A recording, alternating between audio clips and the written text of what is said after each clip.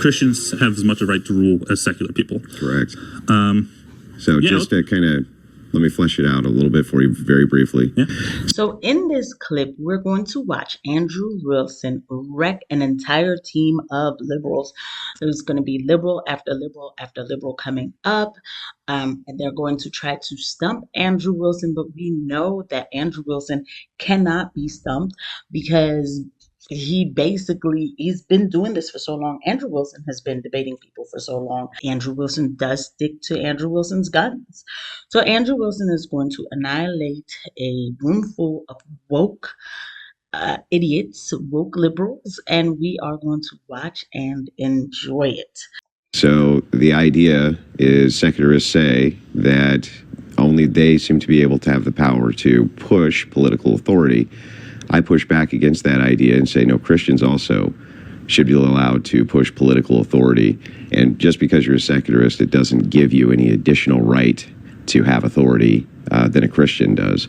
So this idea of separation of church and state actually doesn't make a lot of sense to me, because if Christians can push political authority, as is their right, then it seems that you're going to have Christians who are in the government and they are going to be ruling from their moral stance. Okay, yeah, and I don't actually entirely disagree with this. I would say, though, when we're talking about Christians in authority, I think that usually what they're talking about, or the criticism, is less so that they're Christian and more so that they're operating under a dogmatic ideology. And so under that concept, like, do you think it's okay for people to use dogmas in a political sense? Like the Constitution? Like that kind of dogma? Why would the Constitution be dogmatic? Well, what is a dogma? Let's start with that. A dogma is an appeal to some sort of unchanging authority. Let's look at this idea. We'll kind of flesh it out a little bit here. I think that it's fine. By the way, that I'm not sure that the Constitution is able to be changed in certain parts of it, right? Or it stops becoming the Constitution. But I think the idea of what we have in America is dogmatic. The idea of, well, only secularists have the ability to rule because we have to separate out religious authority, right? Mm-hmm. And I don't think that we do need to separate out religious authority. I don't even think we can. And so if politicians are going to rule from a moral stance, what's going to inform their morals? Well, it's going to be their religion and their dogma. Right. So if my dogma is informing my morals, aren't I supposed to rule from my dogma? Well, so I think this is kind of like you can be dogmatic without appealing to a dogma. Or you can be, I think a better way to put this, I think you can be secular as a Christian, right? So being secular, to my understanding, correct me if I'm wrong, is pretty much just operating outside of religious context, right? So in government, for example, I don't think the Constitution is dogmatic because, as you mentioned, it's amendable. Something like the Bible, right? If that's your point of moral authority, I think you can operate under that. We all have some sort of moral system that we're appealing to. But I think that when push comes to shove, right, if there's an issue like evolution, for example, right, that's a lot of pushback in schools right now. I don't think that you can appeal to evolution being false purely because it contradicts the Bible. I mean, you technically can, but I don't think it's justifiable. Does that make sense? Because it's non-falsifiable. You can't, if you're just going to assume that the Bible is true as your foundation, that's operating dogmatically, and I don't think we can really make progress that way. Yeah, but that's just assertions, right? Like, let's say that Christians did. Let's say they outlawed the teaching of evolution, right? So what? What would even your argument be? If the argument is we have to outlaw prayer, we have to move prayer out, we have to move God out of schools, we have to move these things out of schools, then when Christians are in charge, why shouldn't you be surprised when they say, oh, well, we're gonna move your stuff out. Yeah. Now we're gonna move your nonsense out of here, right? I agree. Like if Christians are in power, of course they have the authority to technically do whatever they want. Yeah, but what my argument is that they have every much right. They have as much right to utilize that political power and authority as secularists do. Secularists and atheists have no leg to stand on when they say, wait a second, Christians aren't allowed to push their power. Yes, they are. If atheists are, Christians are too. I agree. Maybe the better way to put it is they are legally allowed to. I don't know that ethically you can do whatever you want as well, right? But I don't think it's ethically permissible. I think that this is unethical behavior.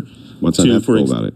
Well, so for example, right, if we're pushing out something like evolution, I think that leads to a lot of downstream effects as far as like So anti-Semitic it's pushing rhetoric. out prayer. How so? Well, I mean, you would have to admit that when you were a kid, maybe not when you were a kid, but at least when I was a kid, we used to pledge allegiance to the flag, right? Yes. One nation under God.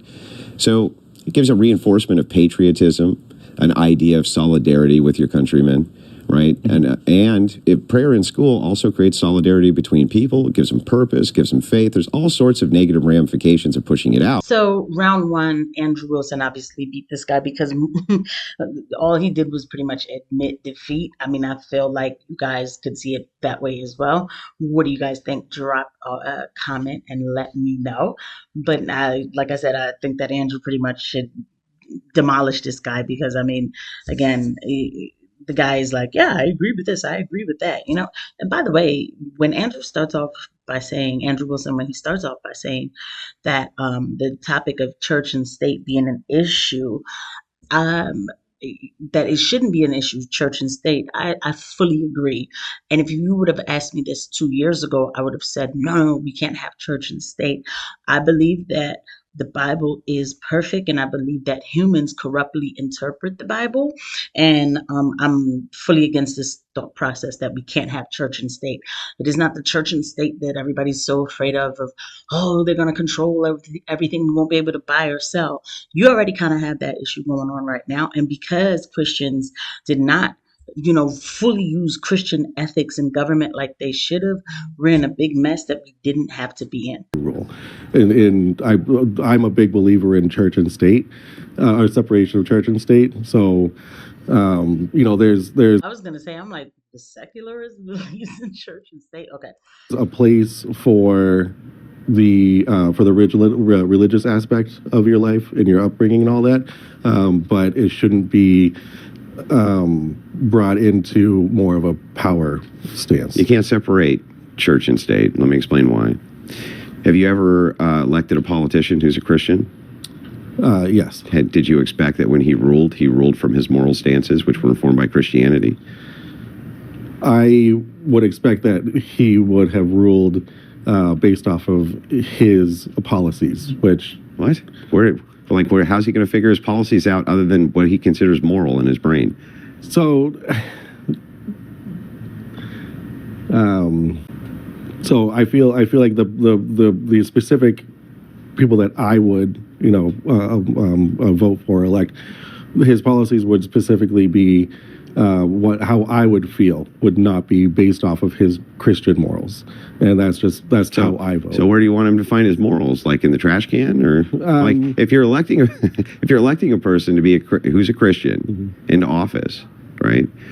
Where do you want him to get his information for how he's going to rule morally? If you're a Christian and you point to some other stance and say that's more moral than my stance, then why are you a Christian? Here a second. All right. We might as well just go ahead and admit defeat with that one too, because it just doesn't make any sense. They really can't answer. This is pretty cool to watch. I mean, Andrew Wilson has pretty much annihilated and destroyed these last two people that we've looked at in this debate. Andrew Wilson has killed it already. I mean, is there anything else left to say? Blew them out the water because they don't know how to answer, because that is really ridiculous. If you think that you've elected a Christian and they're not bringing their thought processes as far as their Christian morals into it, then I suggest you go watch the Ted Cruz and Tucker Carlson interview. By the way, that actually freaks me out as a Christian, but I'll leave it there. With that said, Andrew Wilson absolutely dominated this the last two sections we just watched in this debate. Pretty cool to check out. Let me know if you guys want to see more. Drop a comment below. Let me know. I'll see you guys at the next one. Bye.